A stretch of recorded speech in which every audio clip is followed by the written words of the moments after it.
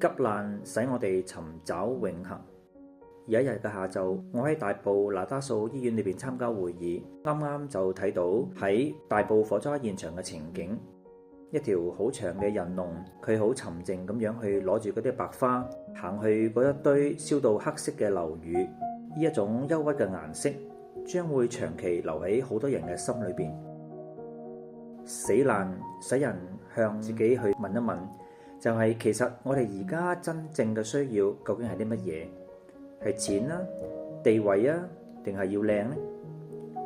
我曾經同幾十位嘅抑鬱精神病患者嚟到講心事，經歷咗呢個病較短嘅，佢哋通常都會埋怨以前嘅屋企人，而10年以上嘅呢，比較傾向對自己嘅命運就無言以對。佢哋經常話人在江湖，喊都無謂。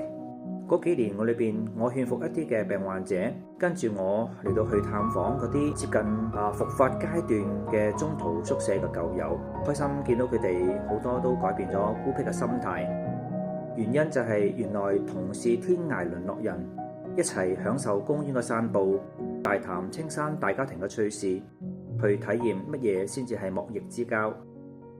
另一方面，哲學推崇塞內卡嘅生平，佢係一位暴君尼祿嘅老師，後來被尼祿懷疑叛變而刺死。佢割脈嘅時候，仍然同佢嘅友人談論人生，以從容嘅姿態嚟到接受命運，將死亡化作平靜咁樣去接受無法改變嘅事。我覺得係唔需要咁絕望嘅，我哋可以睇返聖經裏邊，比呢種哲理積極嘅多。係信有一位對人回應嘅神，就多咗一張嘅黃牌。正如詩篇佢話：我在急難中嚟到求告耶和華，他就應允我。